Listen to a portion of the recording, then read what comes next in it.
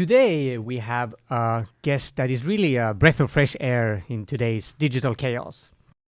Whereas I usually focus on the pedagogical side of things when it comes to technology and education, with this year's theme around the power of pedagogy in a digital world. Though very much inviting technology into learning, but in productive ways and pedagogical ways.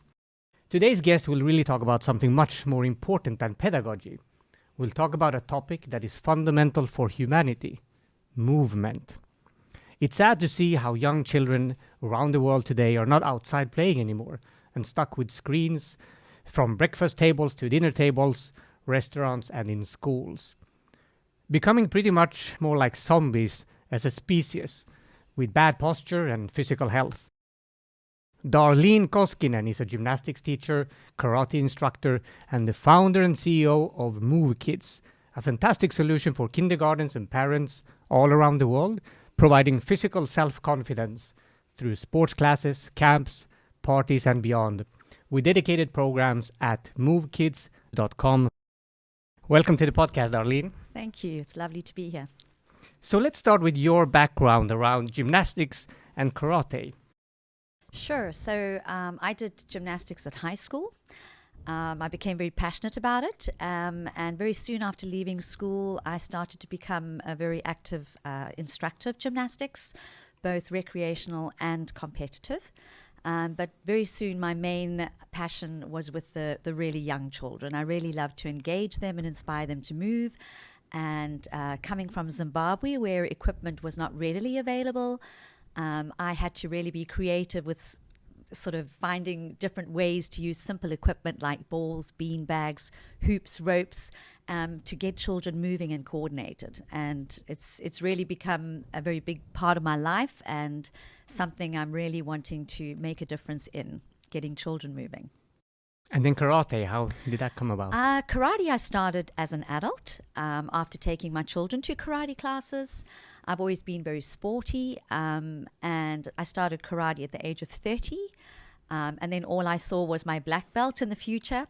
I'm now a third dan black belt, and I run a big karate club together with my husband here in Espoo, Finland. Fantastic. And then how did you transition into education, let's say formal education, if you call it like that, and if you bring us back to the creation and foundation of MoovKids? Yes, bit of a long story, but I'll try and be brief. But not at all. You can tell the entire story. We'll continue in a part 2 if you want to. No. I think first of all, I really love teaching, and I love creating new movement ideas. And I really wanted to share my ideas with other teachers or gym instructors to help them make movement fun.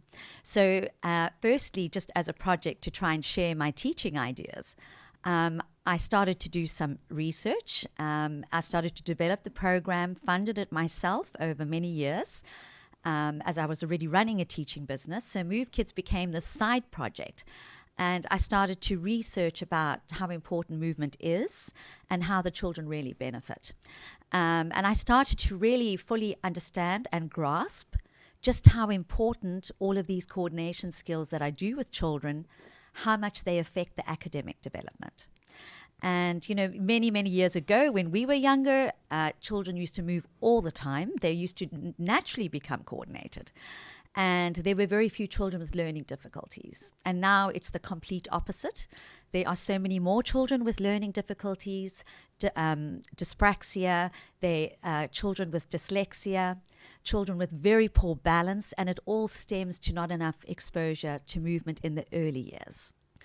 And I had just, through research, and Finland has been really a front runner with discovering how important it is for children to move young. A lot of research has been done here in Finland, and the Finnish curriculum really does incorporate the importance of movement and certain skills children have to achieve by age 7. And with all this research and learning, I have become more determined than ever to really get my program out there. My MoovKids program is focusing on the physical development of children ages 3 to 8. And basically, it's incorporating a wide range of activities supporting the fundamental movement skills. And I'm doing this using simple equipment like balls, beanbags, hoops, and ropes, which is affordable, durable, I hope, and accessible for most countries and children. And with all of these fun activities in the program and the simple equipment, and with the support I give educators on how to teach movement well, I really am trying to make a difference on getting children moving and helping educators and parents understand the benefits of doing so. Fantastic. And you mentioned the Finnish, let's say, core curriculum, or how education in early childhood is developed in Finland, and basically what the rules are. And one of the most important rules, I think, is that you have to be outside at least 2 hours a day playing. And we have this fun learning concept being very important in Finland, with no focus on academics, basically, before you start primary. What elements do you see, looking at the theme of this podcast, to Finnish education and beyond? Do you see, based on your research, that the Finnish core curriculum for early childhood education, which is among the top in the world, early childhood has not been seen as a pedagogical part in many countries, where kindergarten is like you let's say, park your children there when you go and work, but the developmental process has been researched and now published everywhere, that people understand the importance of early childhood development. And how would you see that Finland has succeeded in incorporating these elements regarding the movement part, and what elements are still not in place even in Finland that you would like to highlight? So highlight both the good parts of the Finnish education system for early childhood development, but also those elements that you see are missing. Yes.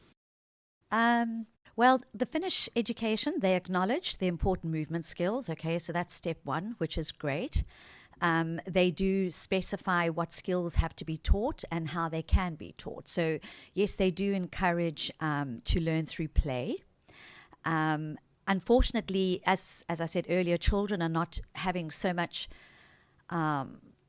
outside free play. Yes, here in Finland it's a bit limited because of our lovely cold winter, but the children do go into the forest and so on, but structured movement activities in the kindergarten are becoming more necessary because children are moving so much less outside of the kindergarten environment or the school environment. So that means it's the responsibility of the adult who is with the child most of the time, which is often the educator, to actually ensure that the children become coordinated. So, making time, the curriculum does encourage educators in the early years to make time for movement. So yes, they have to be outdoors, but it does also recommend that structured play should take place. So that is where it's guided movement activities with an objective. So for example, teaching a child how to do hopscotch, how to skip with a rope, how to jump from a height. So all of these activities that are very important, not just for physical strength, development, agility, flexibility, but also all of these movement skills should come first before cognitive learning. And this is something that Finland really does, notice and recommend. And what would you see is missing still that should be maybe more structured and maybe even mandatory for early childhood education? I've done 2 sets of piloting here in Finland with MoovKids in Finnish kindergartens. And a lot of the feedback from the teachers is that they don't really do enough, they don't get enough education on what are appropriate skills for children in the early years. So sort of knowing what kind of skills support these different areas. They don't get too much education on movement. So I think that could probably increase, as well as maybe providing certain exercises to support each of the movement goals that is stipulated in the early years curriculum. So jumping is one of them, so providing 10 good activities that really support that skill. Or rolling, 10 activities to support that. Working together with a partner activities to support that. So I think just providing more structured, easy to implement skills with support for educators on how to manage the children in movement. I think that would be a great addition to the curriculum here. Yeah, great. So there's a lot of knowledge now, maybe on a mainstream level, about the importance of physical exercise for your mental health issues. And that's a huge problem that has been addressed more or less, but it still doesn't address the real problem, which is, let's say, the learning purpose or the meaningfulness of learning in general. So can you talk more about how this physical movement translates into academic learning? What does the science say, and how do you promote that with MoovKids? Sure. Children are born with certain reflexes, and these reflexes, once they sort of become age 1, 2, 3, integrate into their normal movement. And when children are moving less and less and are not being exposed to different movement experiences, it's very hard for these reflexes to integrate into their bodies. So this is where problems come in. So for example, the palmar reflex, which is to do with the opening and closing of the hands. So if the children are not exposed to movement activities where manual dexterity is used, their fingers are used to manipulate objects, for example, like spinning a hoop or throwing and catching a bean bag, or using a rope, all of these kind of activities that are needing you to open and close your hands, and the strength of the hands is being developed.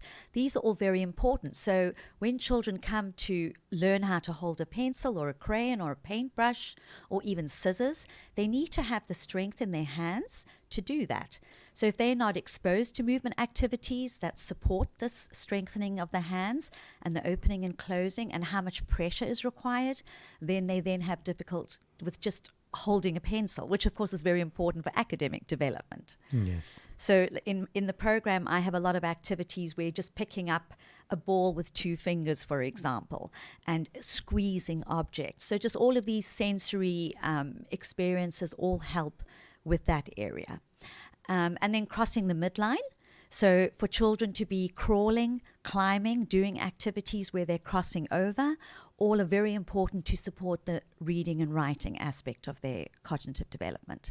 So there's just many, many areas where movement should come first, gross motor skills come first, and then the fine motor skills. That's the order it should be in.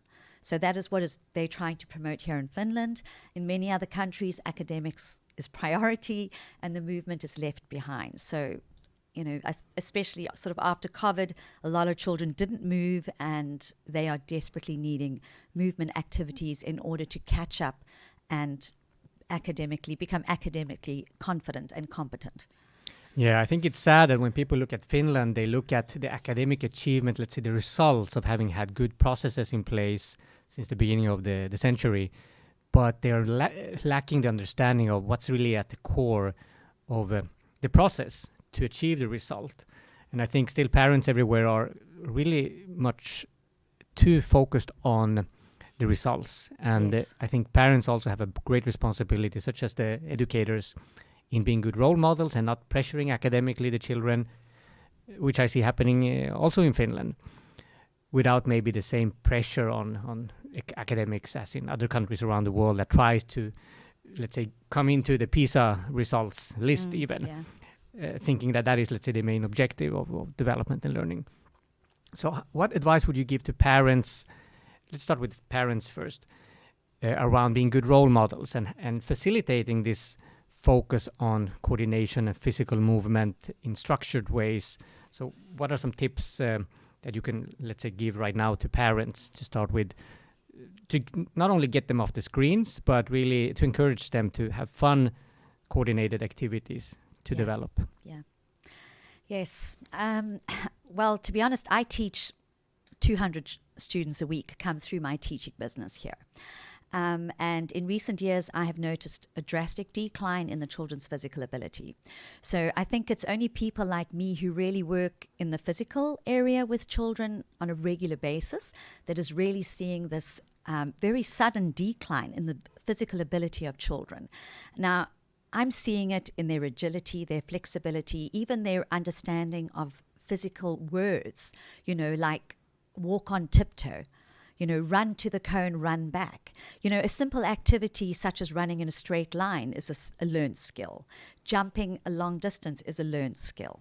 All of these things which have become were natural in the past really have to be taught. And I think, parents and educators just underestimate the value of movement and the importance of it, and that now more than ever, because of screens, Unfortunately, children are spending a lot of time on screens, but this is not strengthening their bodies. It's not making them fit. They're not building up stamina. I have children who are 6, 7-year-olds. They can't touch their toes. They can't sit up straight. Their body awareness is really poor. And this is very worrying, because if you have all of these problems at, between the ages of 7 and 10, children lacking core strength. Without core strength, they cannot sit in their chairs and concentrate for long periods of time. So that alone is worrying, because they have their whole academic life ahead of them.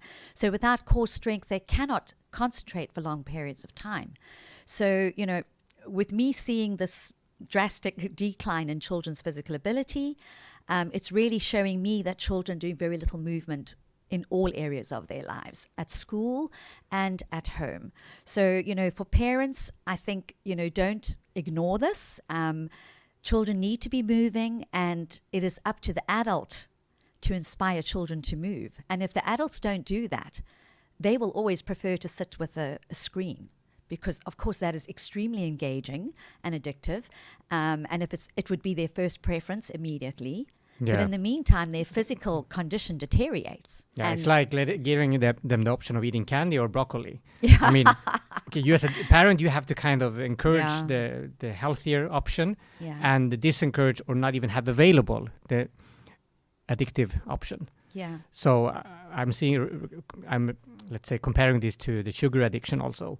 So it's crazy that we don't understand that these technological tools and devices are actually created to cause addiction. Having built my own EdTech solution, I know that you are recommended to put in notifications that and triggers to get people to come back and check what new messages do I have. And if you don't shut down your notifications on your phone, as a parent, you will never understand how much you are stuck with this reactive mode, not understanding that you can actually plan your day and do your important things first before you open your email. Yeah. So basic things that on a productivity level are so basic that as an entrepreneur, when you have to have this lifelong learning approach, you have to continuously learn on how to improve things. These things are not implemented in the industries in general, and not for educators who don't proactively research things.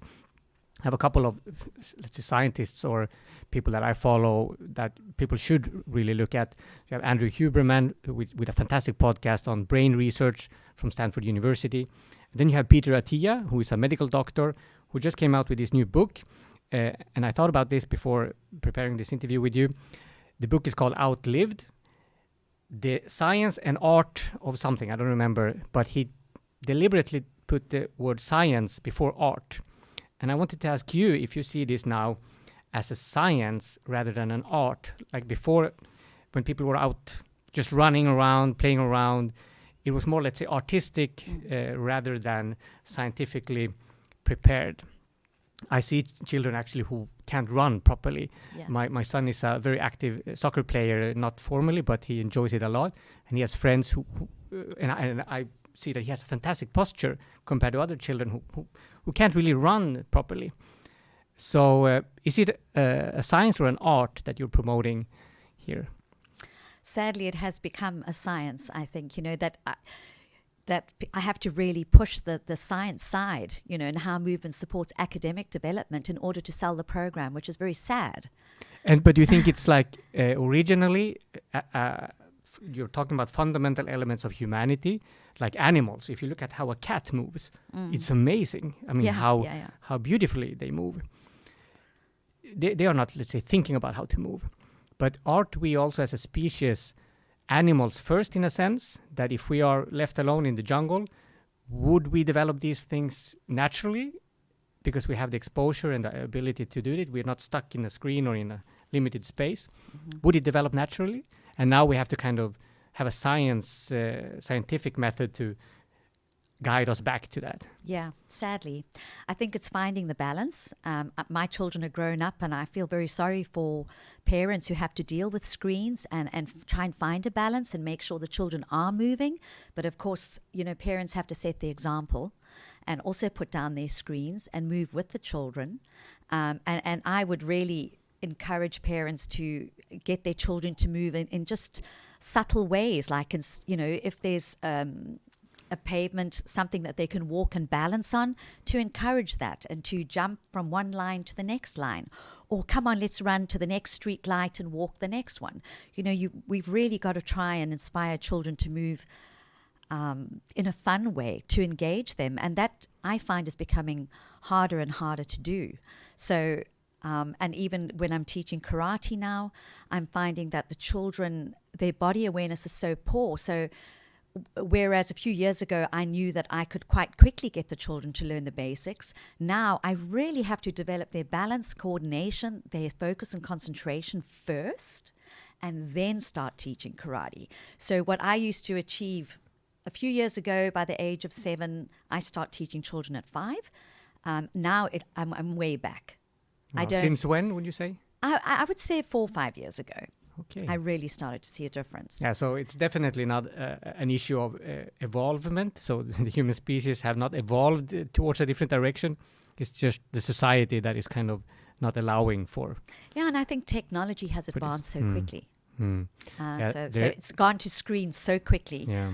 And the children are so used to getting that reward when they're playing all these fun games. Of course, there's benefits to this as well, these computer games, but the physical aspect can't be ignored because it's affecting academic development, and that's the bottom line. So yeah, I think there's science on that, saying that the marginal rate of return on the benefits versus the, let's say, when it comes to the benefit that we get each year or from each technological development compared to the cost has already, let's say, started going downwards since I think 12 years ago. I think we had a good moment where we should strive to get back to. Yeah. Since if you look at the statistics regarding teenage depression, isolation, suicide rates, hospitalization, the last 12 years, it's only going upwards, which is very, very sad. Yeah. And so there's some science around this saying that since the arrival of the smartphone, basically, this is US-based science. But so I was also curious about this aspect. So the medical doctor that I'm following, Peter Attia, is really an example when it comes to a doctor who has come. I usually talk about education 1.0, 2.0, 3.0 as a metaphor. I'm not talking about it. I'm just saying what researchers say about the development of technology from Web 1.0 to 3.0 and beyond should be somehow aligned with the educational approach.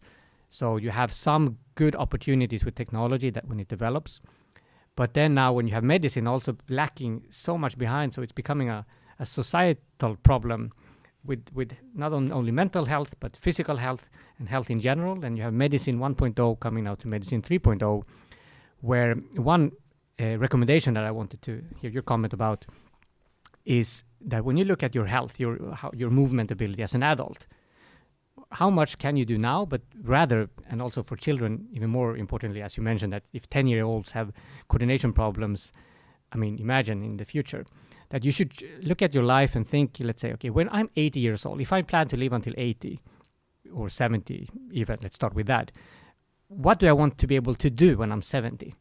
So when it comes to physical movement, do I want to be able to sit down without using my hands on the floor? I mean, a very basic exercise that most 40-year-olds cannot do. They have to take their knees or one hand for assistance.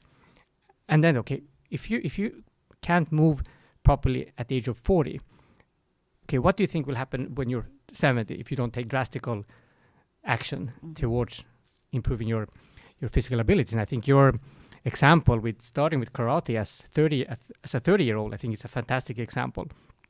And what would do you have specific advice when it comes to children, what they should be able to do as a 10-year-old, for example, as a standard baseline, that we have to look at this as a standard baseline if we want them to be able to move at all when they're 40?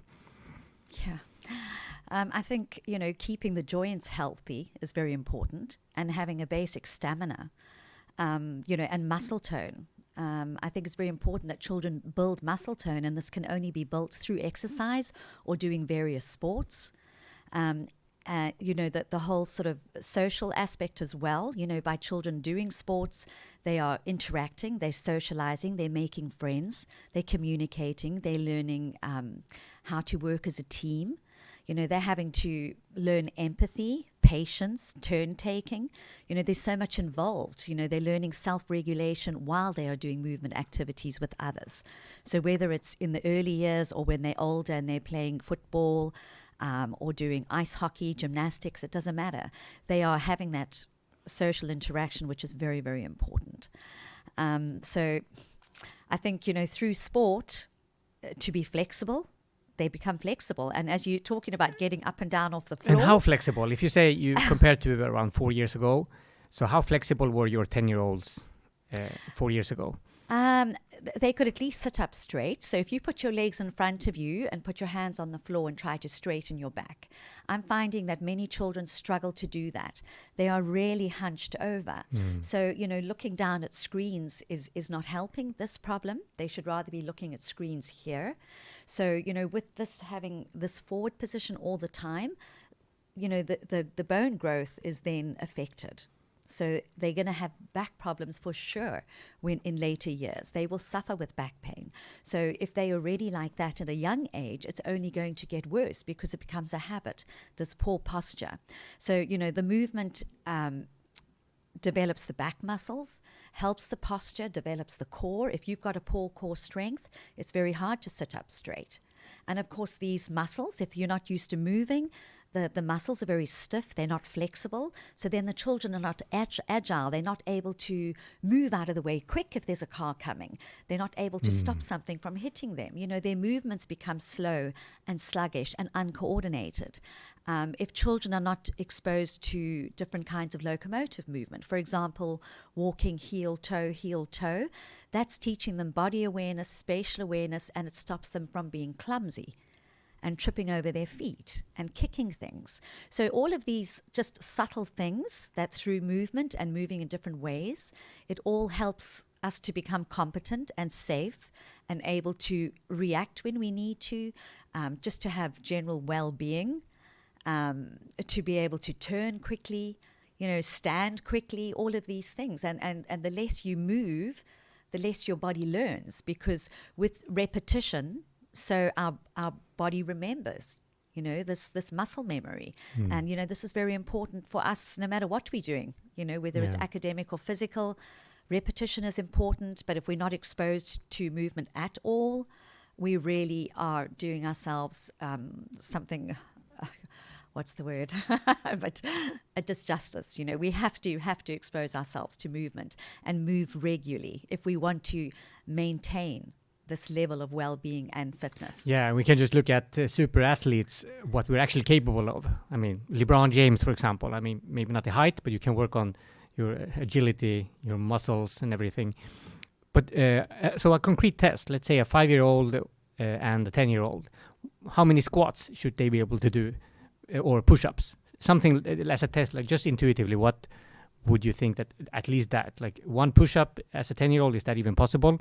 Should they be able to do 20 as a standard, not an athlete kind of child, but a standard measure of Okay, so first of all, ability. a push-up, before a child is even asked to do one, they need to have the upper body development.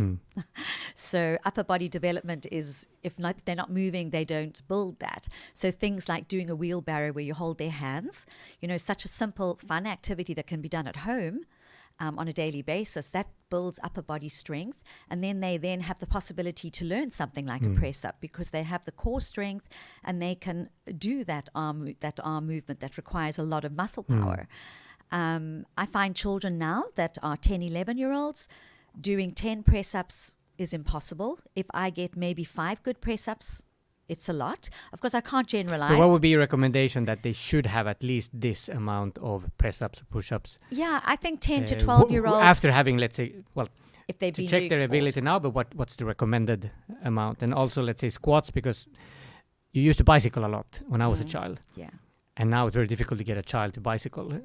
I mean, you have a lot here in Finland still, but yeah, it's not like it used to be. Yeah, I think a 10 to 12-year-old should be able to do 10 decent press-ups in my mind. But of course, I'm sporty. So and a 5-year-old when it comes to squats. 5-year-old, I wouldn't do press-ups. No, I wouldn't ask press-ups, but squats. Yeah, squats, I would say 6 to 8 they should be able to do quite comfortably, but it just all depends on the stamina of their muscles. And of course, in the early years, the physical development can differ. Depends on if they're a slight small child or to a heavy big bone child. Yeah. So it's difficult to say. But I think building this muscle strength is very important for children to then develop further physically. And then as an adult, I mean, my, let's say, benchmark is that I should at least be able to do the same amount of things as my son, who's now 8, can, or let's say have the same amount of energy. I'm just reaching the threshold where I might have prioritized during the pandemic, especially more the exercise part, and where for him it was so natural to want to go out and play soccer. Maybe we had a 30-minute run for me and a bike ride for him to get to the big soccer court to play soccer together. And for me now, I mean, the let's say goal is to every weekend go to the soccer court where I run and he takes the bicycle. A year ago, it was very easy. So from the age of 6 to 8, more or less. But now he's like 8.5. And now I have to really have the energy to encourage him and maybe force it for him to actually want to take the bike and go somewhere. He wants to take the car. And here I want to also stress the importance for adults to really be role models, and not just be role models, but encourage very heavily, if not even force at some point. At some point you have to force, let's say, not the bad behavior like eating candy. You have to force away the candy. It's not like forcing something. It's taking away something that has become a replacement for the healthy option. If you have nothing, the healthy option when a kid becomes bored is to use creativity and do something. Go out and play. Invent something in the forest. That happens if the kid does not have any technology for a week. It actually happens. You can test it. But for me, for adults, I mean, I have this interesting story that I always used to take the car to work.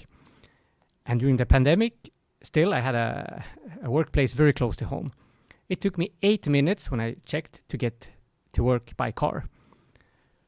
So for 1 year, I did this to this new workplace. And then during the summer months, I started taking the bike. And then one day I just realized, well, actually, it was the first day when I took the bike. I realized, I took a shortcut, because with the bike, you can take a shortcut. I realized, okay, is this already the office place? Yeah, I just got here in 5 minutes. So the car took me 8 minutes. The bike took me 5 minutes. So, of course, I started taking the car the rest of the summer months until autumn. And then I started walking. I decided I will not take the car because it's so close. I started walking. It was like a 20-minute walk. Fantastic. And then I started realizing that I actually feel better. I get a more productive start of the day. I get to meditate a little bit. And instead of sitting down in the office and starting with, which I usually do with journaling, pen and paper, planning, which I really recommend before opening the technology, you have to have a plan for your day. What do you need to do? This must be done. But I realized that I can do the journaling by audio, using the technology in a productive way. So I started audio journaling during my walk. So a meditative walk, audio journaling.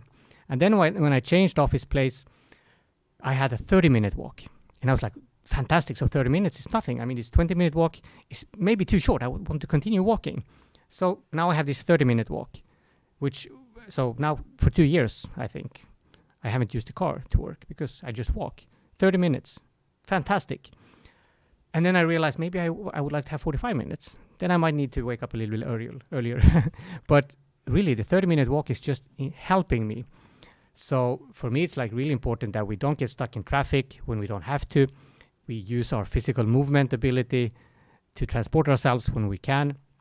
And I have friends who here in Finland, like in the very, very cold winter months, when it's minus 20 degrees, take the bike to work. And for me, that's like next level. I mean, you can't really do that. But if you really are into it, you're like an athlete in Finland, then comes natural to you. But that's kind of coordinated from the beginning, since you're into the sport, you're a biker. So, of course, you take the bike, you put the winter tires on the winter. Off you go. And then, I mean, he shows me pictures like the beard is frozen. Mm. And that's like a must for him. He goes out after 9 p.m. When his kid goes to bed, he also responsibly put his kid to bed every second day, as we do in my family. And then he goes and bikes. Comes back home during winter months, the very dark, cold winter months, at 11 p.m. And then he goes to bed. And he says to his child, okay, it's almost 9 o'clock. I have to go at 9 o'clock. So if you haven't fallen asleep, I will still go out because I need to go and bike. And those kind of people we really need to have as role models. Yeah. And he's also like 45, I guess, now. Yeah. Yeah, I don't know if you have a comment on that, but that's my own learning story. And I realized that, okay, I have to put pressure on myself. I cannot be lazy couch potato. When my kid wants to be outside, I'm going to be outside. And now I'm reaching the point that I have to be the proactive person, because I'm sometimes I'm more energetic than him. Of course, sometimes I'm more tired than him. So I'm right in the sweet spot that we have to have a routine at home. If we're going every weekend to the big soccer court, we have to do it every weekend. We cannot have exceptions, otherwise we will become lazy. And I don't know what your experience and comment is. I like to run. I'm not so good at running in the winter, but my husband is a winter biker, so I know what you're talking about. Fantastic. But I like to listen to podcasts when I'm running. So, sometimes I don't. Sometimes I just enjoy the nature. I'm lucky to live right next door to a forest. But I like to listen to podcasts. And I think, for families to go on outings together, whether they're walking or riding or running, it opens up the opportunity for conversation. And if we don't provide a relaxed atmosphere for our children to talk to us, how do you ever build a close relationship with them? And I think that, getting out and exercising with your children, even if it's just walking to a great place in the forest to have a picnic, you just you're all relaxed, your children start to open up, they talk, they tell you what's troubling them. Otherwise, if you're all busy with screens all the time, this communication is missing. And, so often, even at the dinner table, there's screens allowed. So, when do families communicate? So I think prioritizing once a week where you move with your child is so important for many reasons, not just physical and academic, but also just to maintain this wonderful relationship we should all have with our children, where we do listen to them and we can give our opinion and tell them about our day and just establish this bond. And, I think that sadly this is missing from a lot of homes now as well. And thus all the suicides and all the social media problems that the children, teenagers are struggling with these days. To communicate with real people is not happening as much as it used to. And I think that is very sad. It is. So MoveKids.fi, what would be your final invitation to people who are interested in actually learning more, or recommendation? Sure. Well, MoveKids.fi is my business here in Finland. So here I teach karate and I teach movement for early years. I do birthday parties where I do structured movement activities, and I do summer camps, which is also all sport. And then MoveKids.com is my actual movement program. And my movement program offers ready-to-use lesson plans and a wide variety of fun movement activities that help to coordinate children, to develop their fundamental movement skills, for them to deliver physical self-confidence, and for them to be competent with doing very important movement skills. So, the goal is also with MoveKids is for children by the age of 7, 8 to be ready to go and try different kinds of sports and hobbies. If children are not confident physically, they're less inclined to go and join other children, playing football in the park. For children to be physically confident affects their lives in many, many ways. So MoveKids is there to get the children moving, to prepare them for academic learning, as well as for them to be physically competent. So MoveKids.com is my program that is perfect for kindergartens and after schools, sports instructors like myself. I use my program all the time, and I'm really finding it really the only way to get children to learn karate now is that I am integrating lots of fun movement skills while teaching. So I do basic punching, and then I get them to hop there and run backwards back. Then I'll do basic kicking, and then they have to skip there and maybe crawl backwards back. So by integrating this movement, they have a brain break. It prepares them for learning. They're then fresh. They learn something. They focus and concentrate for 10 minutes. Another quick activity. So movement is just so important, whether they're in the classroom, doing sport, at home. The kids need to move, and us as adults, it's our responsibility to make it happen. So let's get the kids moving, everybody. That's so important. And I just wanted to reflect on a final point there, that back in the days when I started with EdTech, we got into the classrooms through special needs, kids that actually had learning difficulties, like real learning difficulties, and could, through technology, learn in better ways, easier ways. And then we realized that these kind of solutions were helping everyone, because everyone, this was maybe 2013, 14, in Finland, Sweden.